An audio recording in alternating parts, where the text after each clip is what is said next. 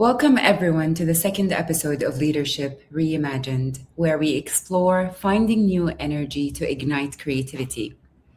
Our guest today is Tünde Horváth. Obviously, Tünde, you're a master certified coach, over 25 years of experience, working with various industries, whether it's healthcare, tech, finance, and many more that I probably did not name yet. And you use actually a collection of things together. So you use Gestalt therapy, you use Taoism philosophy and mythology in your work with leaders and teams. So welcome to the podcast today. Thank you so much for inviting me.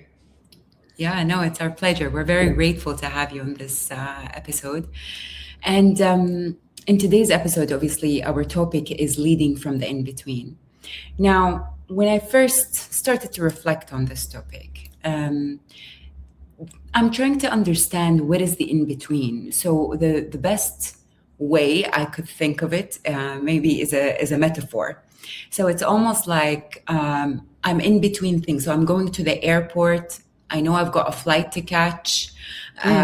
It's that space where I know I'm going to take off. I know where my destination is, but I'm navigating all those different complexities within the airport until I get to the gate, where the delay may happen with the flight, where something else might happen that I have to navigate all these different people that are walking in front of me, etc. So how am I understanding the in-between right? Is that what you would describe as the in-between? I love this metaphor. I think yes and, or yes except.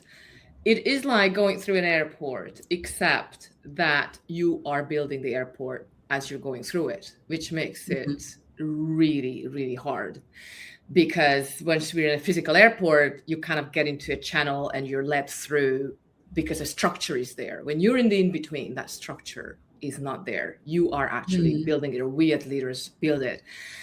But as I'm thinking about it more, there's also more to this metaphor, which I just got very excited about it, because when we think of what creates anxiety in an airport, right? I mean, let's just give a quick overview.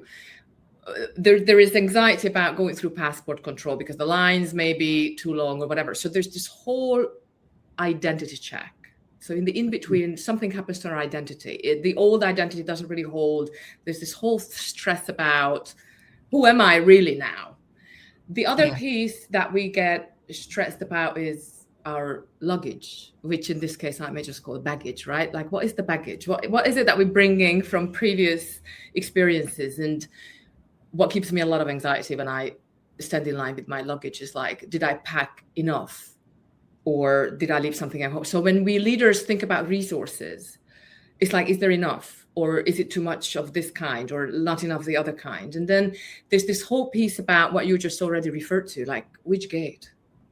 Certain airports have 150 gates. So I know I have to get on that flight, but what is the real direction? What is the gate that I need to get to get on my flight? And is it going to change as well? Yeah.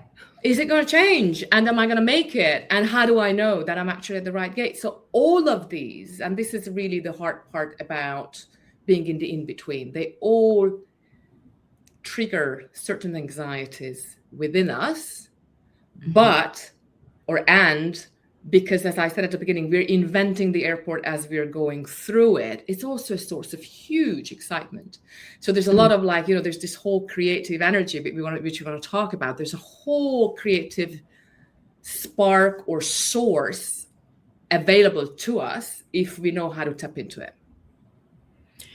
Yeah. And obviously, as I think more about it, I think of more things, right? Because tell me what you're thinking. Yeah. Because I'm thinking, okay, so if leaders are navigating the in-between, obviously you've got the vision. The vision is the destination of where you want to get to. And then, as you said, there are all these gateways that you have to go through or actually invent the gateways to make sure that you do arrive to your destination. And I love your metaphor about identity, about the luggage as well, because is my luggage going to arrive? Do I actually need that luggage wherever I'm going to go? Am I going to be depleted of resources if that luggage doesn't arrive? So have what it takes. Do I have what it takes? I think is a question that a lot of us leaders just kind of struggle with. Yeah. Absolutely. Absolutely. Yeah. I'm glad that the metaphor resonated with you. And so I think a lot of leaders could describe, and I don't know if I'm, please correct me if I'm wrong here, but I view the in-between as almost like a number of things. It could be a transitional space. It could be a place of uncertainty and ambiguity. Like how would you call it? How would you define it? I love this question because I think you're asking one of the hardest questions about the in-between, because the in-between is whatever we experience it. Some leaders experience the in-between, like in-between roles. Some maybe, just some of the listeners right now just got promoted, or they know that they're going to be promoted. So they're going to need to navigate that in-between space between roles. Others might be between continents or countries, and so on and so on. So it's incredibly personal, the way we experience it. Some might be between projects or big tasks. So whatever it is, it's always a deeply, deeply personal experience. And whatever triggers anxiety and excitement is also super personal. Yeah. And I would imagine that obviously for us to navigate that space, we will need certain tools. Like how do we stay grounded in the in-between so that we are able to think about what do we need to invent, so we can think about how do we actually reach the destination with all the different obstacles that might be on the way? Whatever I'm going to say it knowing that for many leaders in the corporate environment, some of these sound like impossible. And some of what I'm going to say they might hear like, yeah, but I'm not going to have time for that, or there's no time for that. So I'm putting it in context already, understanding that the corporate world, to navigate that, is really one of the hardest because of exactly what you're saying, that grounding is usually non-existent, or it's very, very rare that we do that. So before I even go there, how we do it, another metaphor comes to mind, which is from the banyan tree. The banyan tree is one of the largest trees that exist. They're gorgeous. Some are the size of a whole forest, or can be. Wow. And why do they grow so big is because they grow in a very, very special way. And the way they grow is that when you think of the branches of the banyan tree, there are what's called aerial roots that start to grow from the branches. And I want to stop here right now for a minute, because when I say aerial roots, it's a contradiction. It's already a contradiction. Right? Yeah, exactly. It's root, but it's in the air. So it's growing from the branch and wants to reach the ground. And the reason I love this metaphor so much when I work with leaders is because they immediately recognize that this is their experience on a daily basis, just hanging there, growing from this branch, actually growing from the tree. So the whole tree is kind of the metaphor for the whole organization. So the area root is not hanging just in midair, it's hanging from the tree and it's trying to reach the ground. And once it reaches the ground, actually something very wonderful happens, because what that does is it's going to become part of the trunk. So it's going to be a very powerful part of the whole support system for the tree. But going back to it, so how do we actually ground ourselves while we're hanging up in the air? And how is that? Until we reach the ground, basically. Yeah. Until we reach the ground. And because it takes time to reach the ground, there's really nowhere to go but within.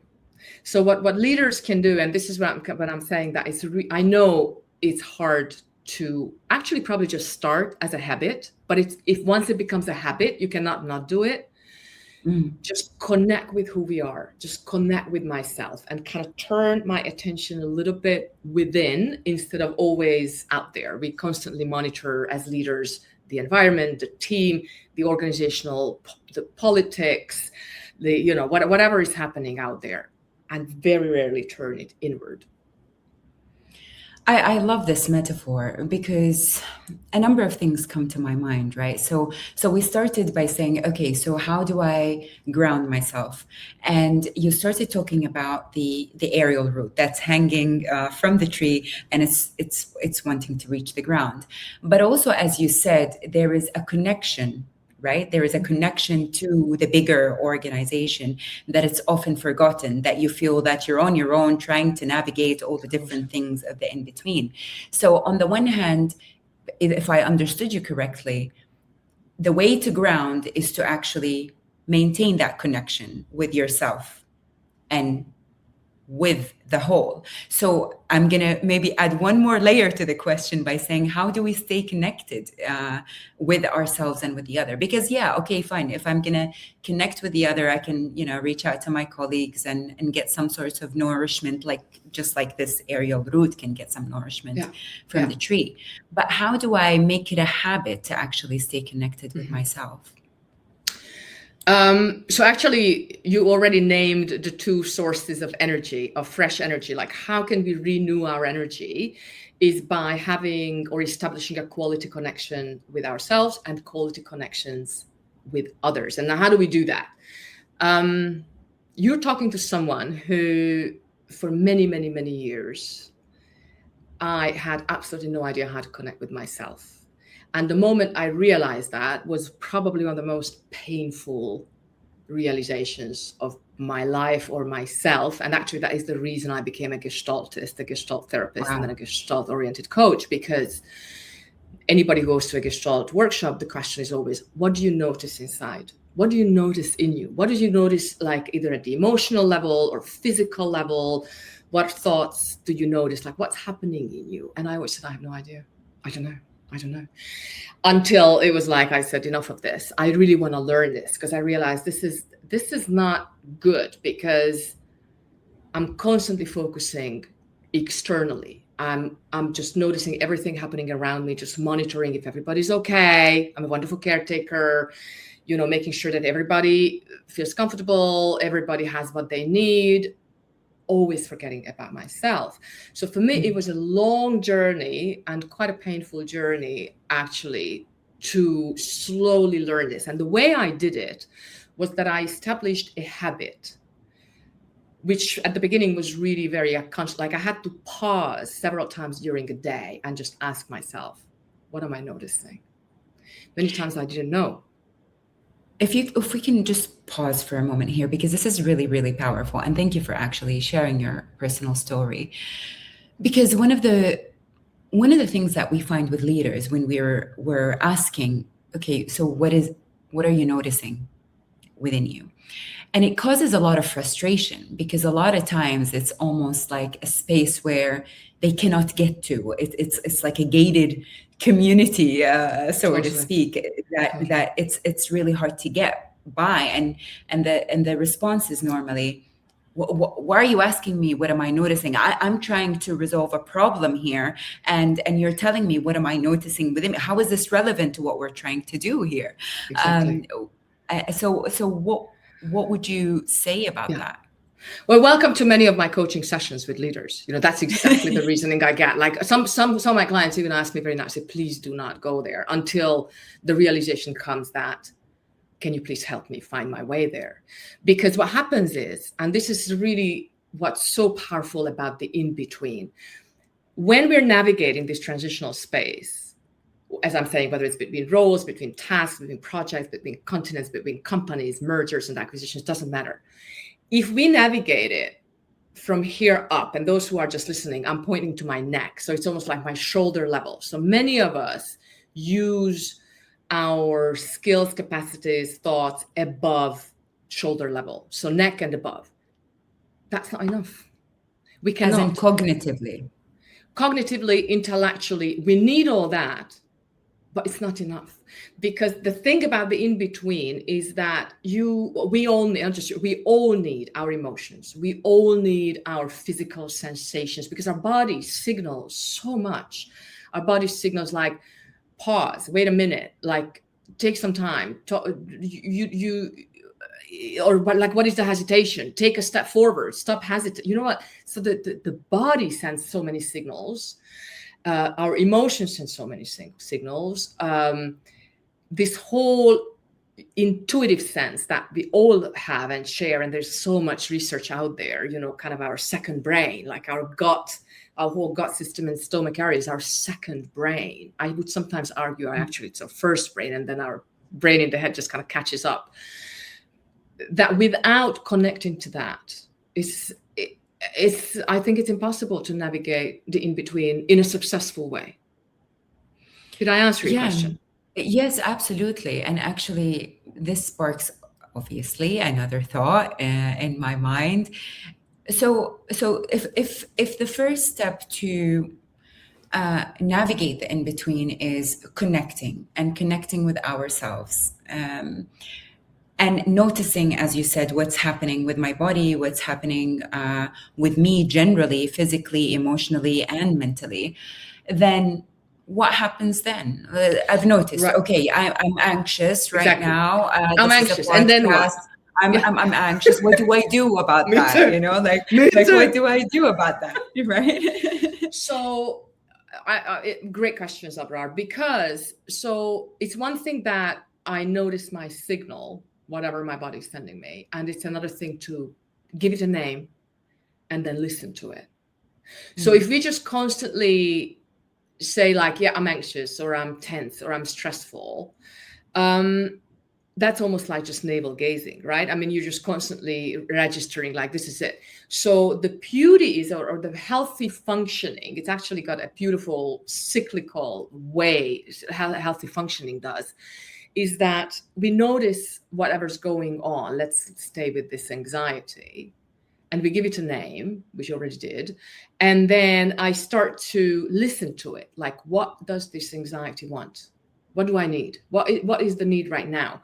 What else is going on? What's happening? And I might say to you, like, Abrar, before we started this podcast, could we just take, 10 minutes just chatting freely so that my anxiety level would go down? So what happens is that the more I become aware of, the more energy I can access in myself. So a lot of us think, so many people out there think that, if I start to engage with these emotions, they're going to take over. No, they won't. If I know that I'm becoming aware of it, and I'm just looking around it, like, what is actually going on? What do I need right now? Do I need 5 minutes? Just take it easy. Do I need a glass of water? Do I need to finally, sign this, whatever contract is, and get it done? And then, because I've just been too anxious about it. What is it? So the more energy we have available, that's how we can take action. And as we take action, that's how we're going to be in contact with our environment. In this case, I'm in touch with you. I'm in connecting with you. So, but the quality of connection between me and another human will depend on the quality of my connection with myself. Right.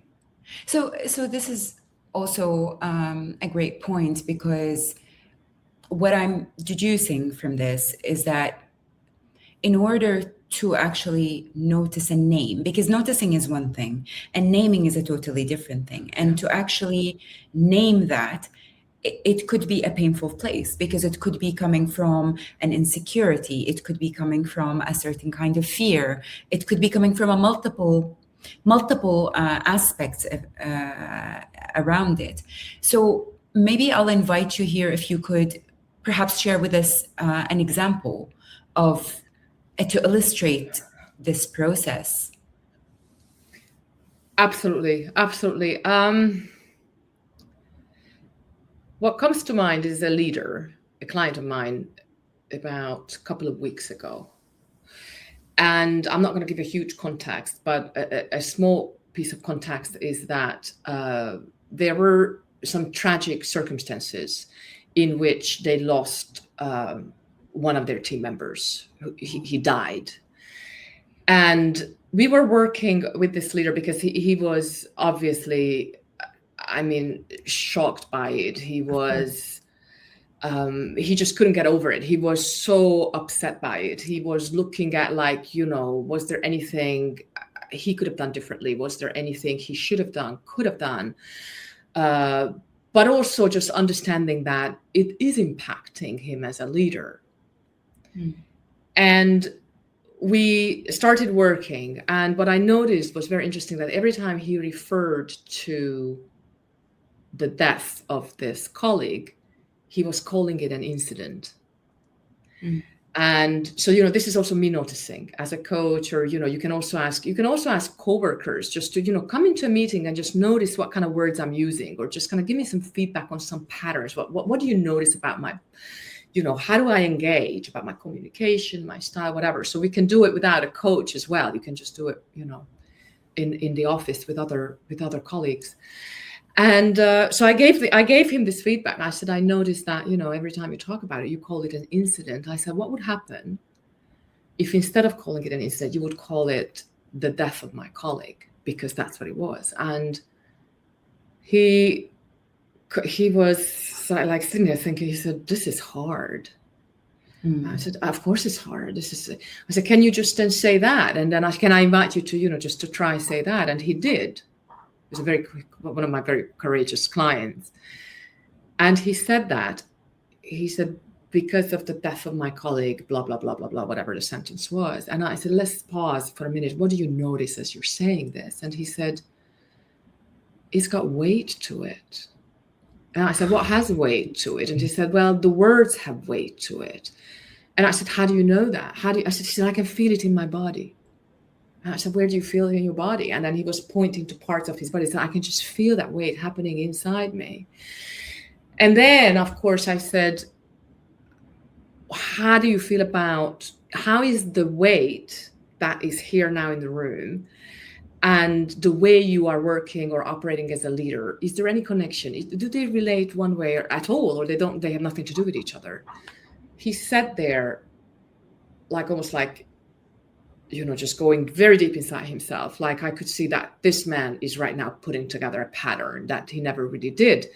And he said, I think there is a huge connection because the way I communicate, I don't put enough weight behind my words. So as a result, very often what happens is that something that's really important to me, I allow my team members or I allow some other colleagues to divert the topic and kind of ignore it to some degree. He said, I know I'm not ignored as a person, but he said, some of the topics that are really dear to my heart, I allow people to just bypass it because I don't use this weight that kind of stems from, and again, he went to the part of his body kind of around his stomach area behind my words. So that was the work. So this is just, noticing and then understanding that what it actually means, a very small piece of data about a word.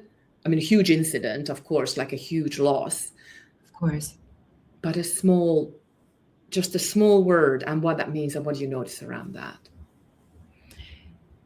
Beautiful example, Tünde, and it must have been a very hard incident on him as well too, and as you said, courageous enough to actually go to that painful place, because we were talking about naming it, and to be able to actually connect internally, name it, and where that led is what's actually beautiful, because as you said, it's as soon as you've noticed, as soon as you've named it, you found a new source of energy to actually make sense of things. So it's also a process of sense making within that. And as I understand, I mean, as you said, it's a cyclical process. So I'm assuming that there are other parts of that cycle that a person would need to go to actually connect with themselves and to feel grounded at the same time, because this is what we started talking about with the whole banyan tree and with this example.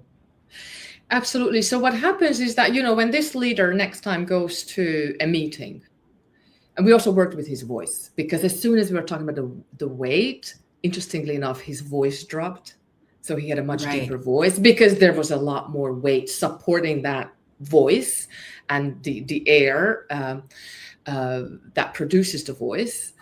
And so with that awareness and with that energy, when he goes into a meeting and starts to talk to people, it's going to be a very different kind of connection. And so in healthy functioning, when we have like a meaningful connection with the other human being, so just like, let's maybe look at what you and I are doing here, right? I mean, we're connecting, we're in the connecting phase, as we call it. There's a lot of giving and receiving. So, you know, we both kind of open up ourselves, and I'm receiving your questions, you're receiving my answers, but I'm also giving, you're also giving me some great ideas and sharings and metaphors, all kinds of things. So there's a lot of sharing, giving and receiving. And when we're done with this, so this is a source of energy, always, it's a source of kind of a nourishment. That's how we human beings nourish each other. And the problem is that when we have all these endless meetings where people are multitasking, what happens is that the connection becomes very shallow, because we can still go through the same phase. Absolutely. Shallow. It's almost like, what comes to mind oftentimes is that, you know, you can have like 10 very cheap croissants, which has 0 protein in it, and you eat all 10, you can gulp it down, and in half an hour, you're going to be still hungry. Because the nourishment, the level of, you know, the cheap croissants don't carry much nourishment for us. There's 0 protein or any of that. You're just a croissant snob, Tünde. That's what it is. That's exactly what it is. Right. So what we need to understand is that just because we connect, just because we share stuff, it could be just very superficial. You know, when I say hello to someone in the street, or say good morning, how are you doing in the morning, and say, fine, how are you? That's also connecting. But it's a shallow thing. So how do we deepen it? So that is why, for example, when people sit down, like leaders sit down with direct reports and give them feedback or performance reviews, that's why it's so scary. Because if it just stays superficial, it's not going to help anyone. It's not going to help the direct report, not going to help the leader, not going to help the organization. It becomes transactional. So the connection is not there. So the connection is like, you know, what is it that we're giving and receiving? Do we really actually offer proper feedback? And the problem it is so difficult is because we never know how the other person will react to it. So it's a kind of a scary place to be. It's the most nourishing place to be, but at the same time, it's pretty scary because we don't know how the other person will react to that. And then whatever the reaction is, we also need to stay and navigate that. So it's all part of this in between, especially when there's so much uncertainty.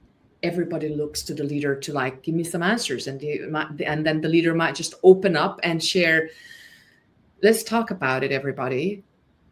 I don't know yet, or I have no clue at this moment. That is the opening of a beautiful connection phase between the leader and the team, or among all the team members. So there's always vulnerability there. That's one of the reasons that, you know, the whole leadership development, literature and everything, everything is filled with vulnerability.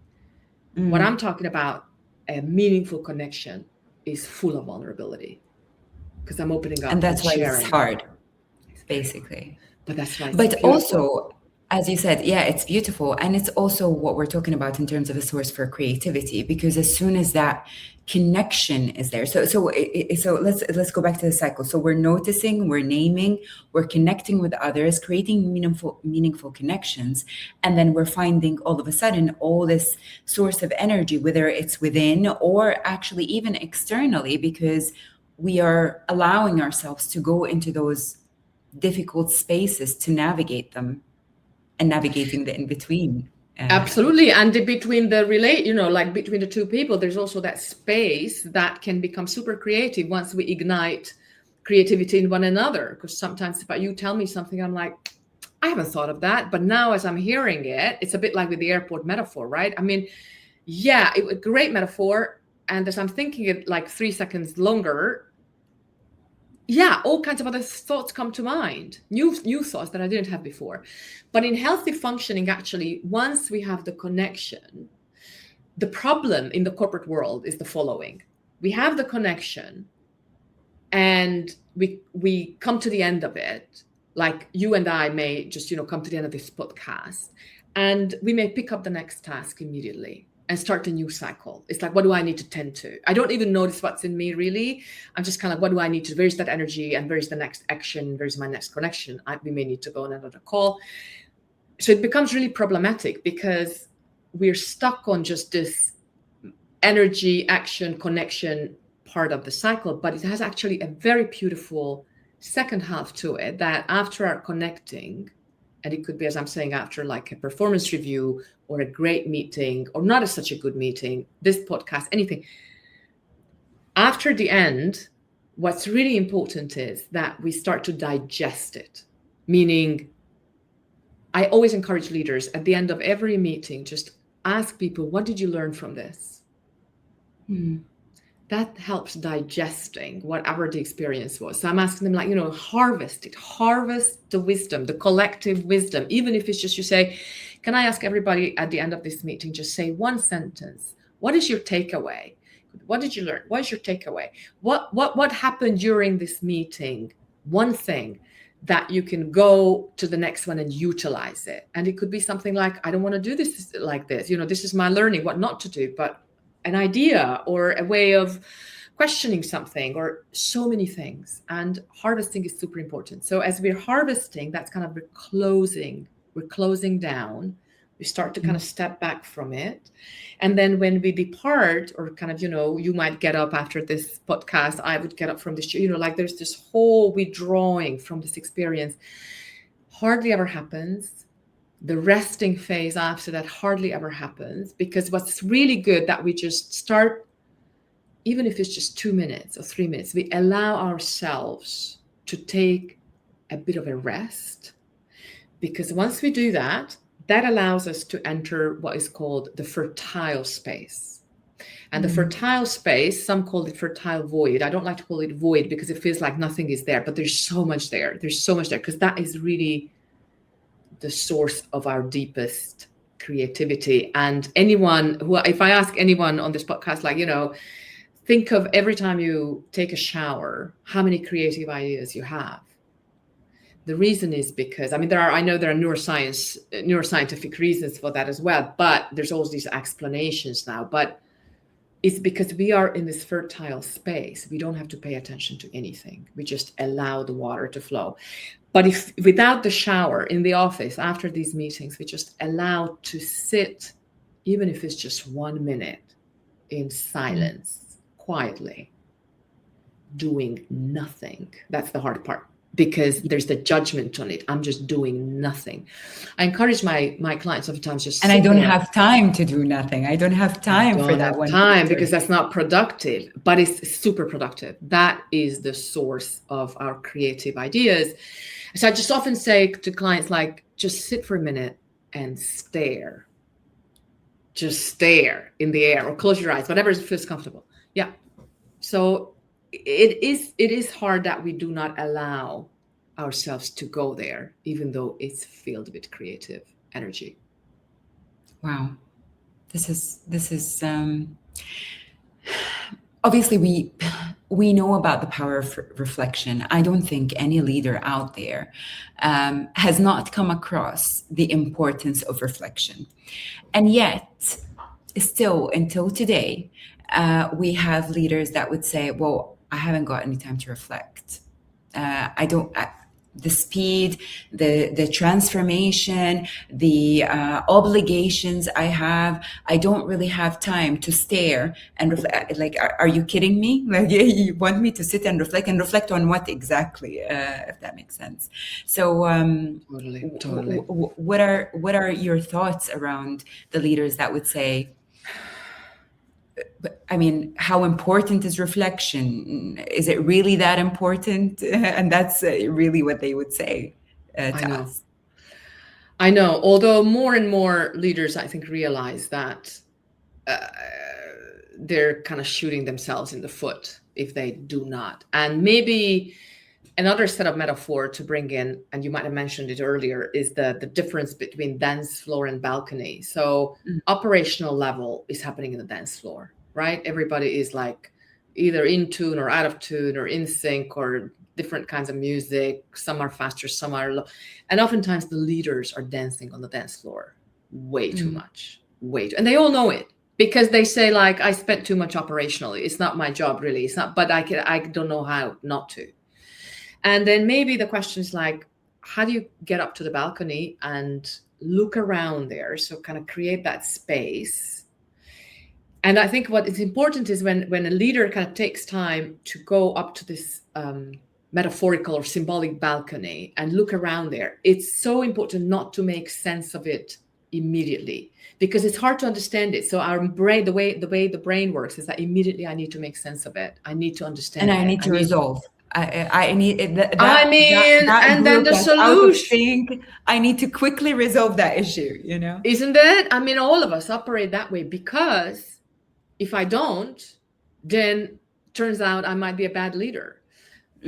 But reality is that if you allow your mind to linger there, it's a bit like what comes to mind is, you know, Einstein's famous quote, like, if I ever had a question and my life depended on the answer and I would only have 1 hour to solve it, you know, I would spend 55 minutes on just thinking about the question. What is the question here really? And 5 minutes on the solution. So once we have once we reflect enough and allow our mind and eyes just to wonder, like, you know, how interesting. This is interesting. How is it connected?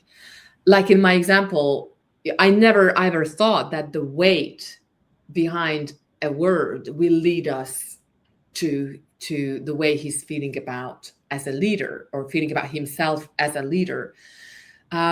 It's just a whole welcome to the in-between space where you don't know. You just don't know what you're going to find. I know that last note, actually, and it takes a level of openness as well.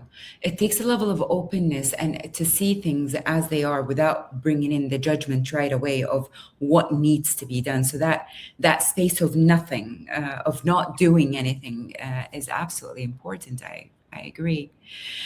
Perhaps as we're coming to almost at the end of our episode today, although there is much more to be discussed, I would like to invite you to share a story you've shared with me previously about the woman in the cave. So can I please invite you to share with us that beautiful story? I'm happy to. And the reason I like to share that story is because it takes us from thinking about leadership as a linear process. Like, you know, here we are, point A, how do we get to point B is, you know, our vision. And many times we feel the pressure that, you know, it's just kind of a direct line. Like, you know, we get on a horse, and if we ride the horse fast enough, we're going to get there, and then problem solved. Life is not like that. Leadership is not like that. It's cyclical. So the story, which actually I found in one of the books by Michael Meade, who's a wonderful storyteller and a wonderful mythologist. And the story is about this woman who is sitting in a cave at the end of the world. So I'm inviting all the listeners to just come with us to the end of the world. It's a really long journey, and most people already forgot where exactly it is, but it's right there. And there is this cave. And at the entrance of this cave, there is this old woman who's been sitting there for the longest time. She's so old, my goodness. And she's sitting at a loom, and she's weaving this absolutely gorgeous garment. And the more she weaves, the more colors, the more beautiful patterns come out of her mind. And she's got this amazing talent, and she's becoming just absolutely a fascinating piece of garment. But of course, she's a human being, all that she is. So she gets up, she has to get up, and she starts walking to the middle of the cave. And in the middle of the cave is a fire. Some people say that it's been there from the beginning of time, that it might have been just the first fire ever. And above the fire is a cauldron hanging, this beautiful pot filled with soup. And the soup contains all the herbs and the grains that this woman could find around the cave, and it's cooking. So of course she has to tend to the fire. It's so important for all leaders as well to just, what is the temperature? If the fire is too hot, it's going to burn the soup. But if the fire is not hot enough, the soup's never going to cook. So she has to tend to the fire, and of course she has to stir up the soup, because if the soup is just sitting there, I mean, it's not going to be nourishing. It's not going to be delicious. So she has to stir it up. And she's walking so slow and she's shuffling and then she's tending to all of these. And then she says, okay, she probably even had a cup of it, because she has to also eat something to nourish herself. And then as she's walking back to her loom, ready to continue, in the meantime, this black dog who's been there all along, she's got this black dog. She does what every black dog does. She looked at this beautiful garment, this weaving, and then he couldn't resist. The black dog couldn't resist. He just picked up a thread and just bit into it and just pulled the whole thing apart. So this whole garment came to absolute pieces. So when this old woman gets back to the loom, all she sees is chaos. Just this pile of, it's a mess. How often do leaders see that, right? I mean, it's just a mess. It's all chaotic. It's messy. It's so messy, just going through the in-between. And you have to do it all over again. Yeah. And you have to put the pieces together again. Yeah. Well, so the beauty of this story is that what is the woman doing? So she's looking at the dog. She's looking at the pile, the chaos. She's sitting down and she's just sitting there for a bit. She didn't blame the dog. No blaming of the dog because it's dog's nature, right? She's sitting there. She's looking at the chaos. She's looking at all the threads. And then she picks one up and says to herself, I'm going to start here. And she says to herself, I'm going to weave even a much more beautiful garment than the previous one. And even more beautiful visions and patterns and colors come out of her. And she just keeps weaving it. And it's gorgeous until she's going to have to get up again and go and tend to the fire, during which the black dog will take the whole thing apart. That is the story. It's honestly one of my favorite stories that I never get bored of hearing you say it, Tünde, because there is so much compact in that story. There is a story of resilience. There is a story about the importance of reflection. There is the story about nourishment. There is a story about, how do I make sure that the fire is lit enough for the soup to be nourishing. And in all of this, obviously, she's also alone trying to make sense of things. And so I think it's a beautiful metaphor to what leaders go through on a daily basis, especially in the world that we live in today. Yeah, absolutely. So my last invitation to you, Tünde, is what would you like to leave listeners with? A question, a thought, and a question and a thought?